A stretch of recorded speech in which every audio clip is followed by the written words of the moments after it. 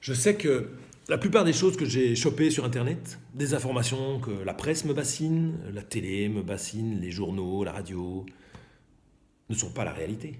C'est des trucs. Cette information a été manipulée. Je prends une information, un élément, deux points de vue, chaque point de vue est manipulé. Par qui, pourquoi? Je vais raconter une histoire. À la fin des années 80, jusqu'au début des années 90, en Belgique, il y a eu un phénomène assez étonnant qui était la vague des ovnis. En Belgique, la chasse aux ovnis est ouverte de la banlieue de... La Belgique a décidé de prendre vraiment au sérieux la possibilité que des extraterrestres nous rendent périodiquement visite. Ce pays a été l'objet d'une vague d'observations qui se sont échelonnées sur plusieurs mois, à compter de novembre 89. Le ciel va être passé au peigne fin durant tout le week-end. En tout, 20 postes fixes d'observation, 6 équipes mobiles, 2 avions de l'armée belge équipés de caméras infrarouges, sans compter les dizaines de scientifiques et leur matériel ultra perfectionné. Ça a duré 2 ans.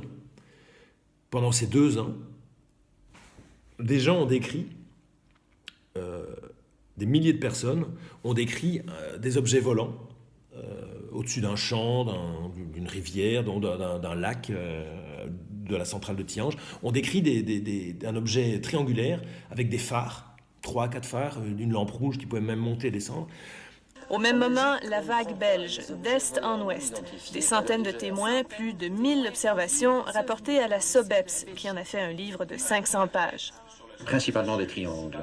C'est donc toujours ces 3 gros feux disposés en triangle et au centre un feu plus faible, rouge, pulsant.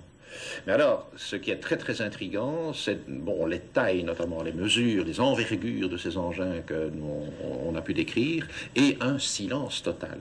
On décrit la même chose pendant 2 ans. Ça allait du Limbourg, en Ardennes, du côté de Penne, du côté de Namur. Enfin, voilà, c'était énorme. Tous ces témoignages ont été collectés. Des gendarmes ont suivi, ont pu observer pendant plus d'1 heure cet objet surplomber un lac. Voilà, ils l'ont observé à ce moment-là. Qui dit gendarme dit autorité, et donc ils ont interagi avec les militaires, puisque c'est un objet volant, et les militaires, ils ont détecté cette bestiole, cette chose sur leur radar, et ils ont envoyé des chasseurs F-16. Et finalement, les pilotes n'ont rien constaté visuellement. Qui ont essayé de loquer ces objets, justement, sur leur radar de vol, et cet objet qui pouvait être très très lent, pouvait rester en sustentation comme ça, de façon étonnante, sans bruit en plus, était tout d'un coup capable de partir à une vitesse incroyable. Ce qu'on voit à l'écran, effectivement, il y a une variation de vitesse importante dans un laps de temps très restreint, et donc ce qui indique une accélération soit fulgurante ou, encore une fois, je reviens à mon terme brouillage électronique, là. On n'a jamais su ce que c'était. La question est... Ce phénomène n'a jamais été expliqué. Est-ce que c'était une arme qu'on essayait de développer? Est-ce que c'était une blague? Est-ce que c'était une mission de reconnaissance extraterrestre? Que dalle, on ne sait pas. L'hypothèse la plus acceptable pour les sceptiques, c'est qu'il s'agit peut-être d'avions furtifs F-117, dotés de contre-mesures électroniques qui peuvent induire n'importe quel radar en erreur. Il peut y avoir n'avoir aucune explication à un phénomène comme ça étrange ou inattendu. Mais nous, en tant que citoyens, ce qui va nous intéresser, c'est quand même d'essayer de trouver un sens à quelque chose, d'aller plus loin que l'inexplication. On a besoin de ça. Pourtant, de ce que je raconte, on est toujours condamné à rien comprendre. Mon beau-frère, donc le frère de ma sœur est morte il y a 15 ans à peu près. Bon, ça reste mon beau-frère. C'est pour ça que je vous raconte cette histoire. Il était officier radar au sol à cette époque-là.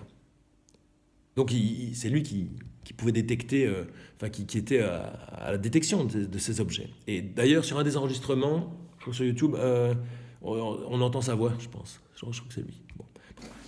mais ils ont quand même fait des détections radar. Voici cette fameuse image radar enregistrée par 2 avions F-16 au sud de Bruxelles. L'intrus, c'est ce losange lumineux au centre de l'écran. Bref.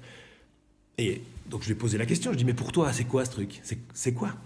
Et il me fait crois pas ce qu'on va te dire à la télé, dans les médias, quiconque va te dire quoi que ce soit. Tout ce qu'on a pu imaginer là-dessus, c'est de la gnognotte. Ah bon? Mais quoi? Et donc il me dit ce que je peux te dire, c'est que l'être humain, c'est la pire chose qui soit arrivée à l'univers.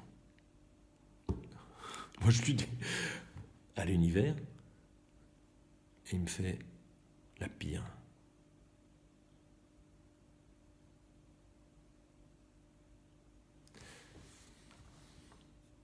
Internet, c'est ça. Soit on est informé, et finalement personne ne nous comprend, soit on est... C'est comme une langue. Soit on est désinformé et on ne comprend pas ce qui nous arrive. C'est la tour de Babel, hein.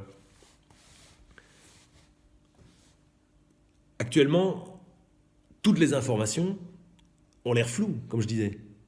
Ça tiraille dans tous les sens. On ne sait pas quoi écouter, on voudrait comprendre qu'on ne pourrait pas.